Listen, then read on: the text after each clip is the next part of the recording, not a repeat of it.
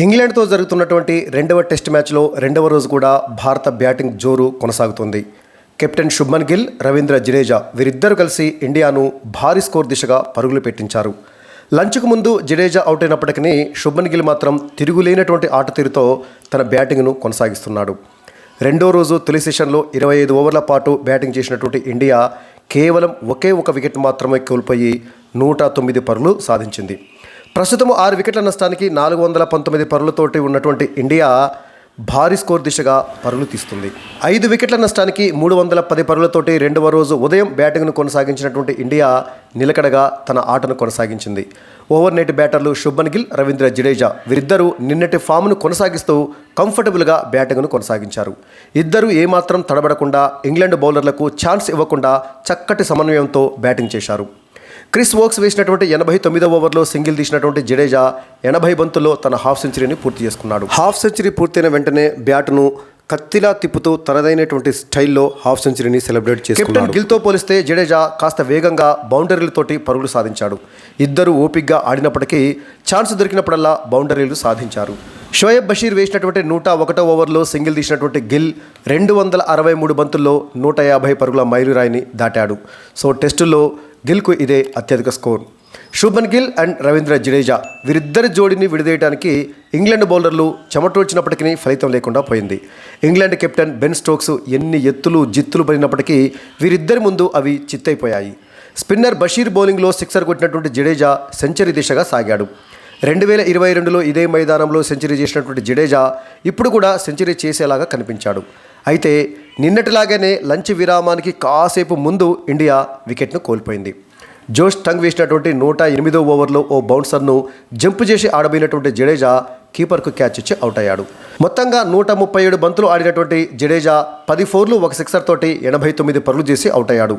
అలా 11 పరుగుల తేడాతో తన సెంచరీని మిస్ చేసుకున్నాడు. ఇక 6వ వికెట్కు శుభ్మన్ గిల్, రవీంద్ర జడేజా వీరిద్దరు కలిసి 279 బంతుల్లో 203 పరుగుల పార్ట్నర్షిప్ను నిర్మించారు. అంటే వీరిద్దరు కలిసి డబుల్ సెంచరీ పార్ట్నర్షిప్ను జోడించారు. ఇక రవీంద్ర జడేజా అవుట్ అయిన తర్వాత 8వ స్థానంలో వాషింగ్టన్ సుందర్ బ్యాటింగ్కు వచ్చాడు.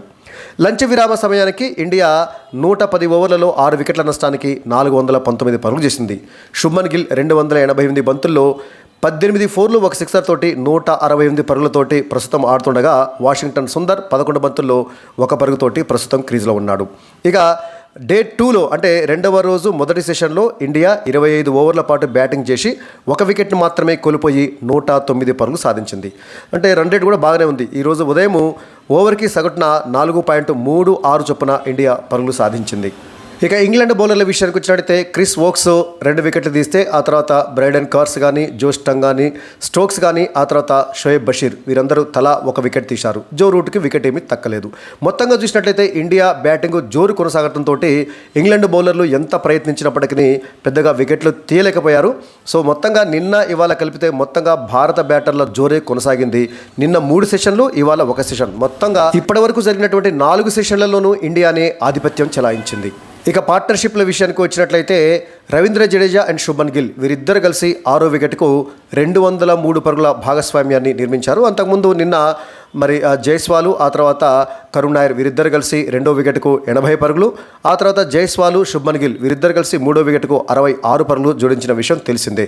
సో మొత్తంగా ఇండియన్ బ్యాటర్లు అందరూ కూడా దాదాపుగా అందరూ రాణించడము, మంచి పార్ట్నర్షిప్లు నిర్మించడంతో ఇండియా భారీ స్కోర్ దిశగా పరుగులు పెడుతోంది. ఇక కెప్టెన్ శుభ్మన్ గిల్ అయితే ఈ సిరీస్కు ముందు అతన్ని కెప్టెన్గా ఎందుకు నియమించారు? గత ఇంగ్లాండ్ పర్యటనలో అతను పూర్తిగా విఫలమయ్యాడు కాబట్టి అతన్ని కెప్టెన్గా ఉంచొద్దు అని చెప్పేసి ఎవరైతే విమర్శించారో వాళ్ళ నోళ్లకు తాళాలు వేశాడు శుభ్మన్ గిల్. గత మ్యాచ్లోనూ సెంచరీ సాధించాడు. ఇప్పుడు కూడా సెంచరీ సాధించి ఇప్పటివరకు నాట్అవుట్గా నిలిచి అద్భుతమైనటువంటి ఆట తీరుతోటి అబ్బురపరుస్తున్నాడు శుభ్మన్ గిల్. ఈ విధంగా చూసినట్లయితే మొత్తంగా కెప్టెన్లుగా ఇంగ్లాండ్లో అత్యధిక స్కోరు సాధించినటువంటి కెప్టెన్లలో ప్రస్తుతం 2వ స్థానంలో ఉన్నాడు శుభ్మన్ గిల్. గతంలో మహమ్మద్ అజరుద్దీన్ ఇంగ్లాండ్ గడ్డపైన భారత కెప్టెన్గా 179 పరుగులు చేసి అత్యధిక పరుగులు సాధించినటువంటి కెప్టెన్గా ఉంటే ప్రస్తుతం శుభ్మన్ గిల్ 2వ స్థానానికి ఎగబాకాడు. ప్రస్తుతం లంచ్ సమయానికి 168 పరుగులతోటి నాట్అవుట్గా నిలిచినటువంటి శుభ్మన్ గిల్ మహమ్మద్ అజరుద్దీన్ యొక్క రికార్డును కూడా తుడిచిపెట్టి తాను మొదటి స్థానానికి ఎగబాకేటటువంటి అవకాశం ఉంది. సో మొత్తంగా ఇంగ్లాండ్ గడ్డపైన ఈ సిరీస్లో అద్భుతంగా ఆడుతున్నటువంటి శుభ్మన్ గిల్ కెప్టెన్గా తాను ఎందుకు సూటబుల్ పర్సనో నిరూపించాడు. ఇక ప్రస్తుతం అంటే లంచ్ సమయానికి 6 వికెట్ల నష్టానికి 419 పరుగులు చేసినటువంటి ఇండియా లంచ్ తర్వాత తన బ్యాటింగ్ను కొనసాగిస్తుంది. శుభ్మన్ గిల్ క్రీజ్లో ఉన్నాడు కాబట్టి ఇండియా భారీ స్కోరు సాధిస్తుందని చెప్పేసి మనం ఆశించవచ్చు. ఇండియా ఎంత స్కోరు సాధిస్తుంది అనేది శుభ్మన్ గిల్ మీద మాత్రమే ఆధారపడి ఉంటుంది. అఫ్కోర్స్ వాషింగ్టన్ సుందర్ ప్రస్తుతం క్రీజ్లో ఉన్నప్పటికీ ఆ తర్వాత పెద్దగా బ్యాటర్లు ఎవరు లేరు కాబట్టి మనం గత అనుభవం దృష్ట్యా టైలెండర్ బ్యాటర్లు పెద్దగా రాణిస్తారనేటువంటి అంచనా లేదు కాబట్టి మరి శుభ్మన్ గిల్ క్రీజ్లో ఉన్నట్లయితే టైలెండర్లను అడ్డం పెట్టుకొని వాళ్ళ సహకారంతో మరి 450 పరుగులను దాటిస్తాడా, 500 పరుగుల వరకు కూడా తీసుకుపోతాడా అనేది చూడాలి. ఎందుకంటే మనము టైలెండర్ బ్యాటర్ల మీద పెద్దగా నమ్మకం పెట్టుకోలేము. ప్రస్తుతం అయితే 400 పరుగుల దాటింది, 419 పరుగులు కాబట్టి 450 పరుగులు చేసినా కూడా అది మనకి మంచి స్కోర్ కిందగానే పరిగణించవచ్చు. సో గిల్, సుందర్ వీళ్ళు ప్రస్తుతము బ్యాటర్లు, మంచి బ్యాటర్లు. ఆ తర్వాత వచ్చేవాళ్ళు పెద్దగా ఆకాశ్దీప్ కానీ, ఆ తర్వాత వచ్చేటటువంటి మిగతా సిరాజ్ కానీ, ఆ తర్వాత మిగతా వాళ్ళు కూడా పెద్దగా బ్యాటింగ్ చేసేటటువంటి సామర్థ్యం లేదు కాబట్టి గిల్ అండ్ సుందర్ వీరిద్దరి మీదనే ఇండియా ఎంత స్కోరు చేస్తుందనేది ఆధారపడి ఉంటుంది. మొత్తంగా చూసినట్లయితే రెండవ రోజు ఉదయం కూడా భారత బ్యాటర్ల మరి హవా కొనసాగింది. ముఖ్యంగా శుభ్మన్ గిల్ కెప్టెన్గా ముందుండి జట్టును నడిపిస్తూ ఇండియాను భారీ స్కోర్ దిశగా పరుగులు పెట్టిస్తున్నటువంటి క్రమంలో లంచ్ తర్వాత కూడా ఆ సెషన్ మొత్తం అంటే లంచ్ నుంచి టీ విరామ సమయం వరకు కూడా మరి ఇండియా బ్యాటింగ్ను కొనసాగించినట్లయితే ఖచ్చితంగా 500 పరుగుల మైలురాయిని కూడా దాటే అవకాశం ఉంటుంది ఆ సెకండ్ సెషన్ మొత్తం ఆడితే. సో మరి ఆ విధంగా ఆడాలని శుభ్మన్ గిల్ డబుల్ సెంచరీ సాధించి భారత్కు మరింత భారీ స్కోర్ను సాధించబెట్టాలని చెప్పేసి ఆశిస్తాము. మరి మీ అభిప్రాయం ఏమిటో, శుభ్మన్ గిల్ సెంచరీ పైన మీ యొక్క అభిప్రాయం ఏమిటో కామెంట్ సెక్షన్లో కామెంట్ చేయండి.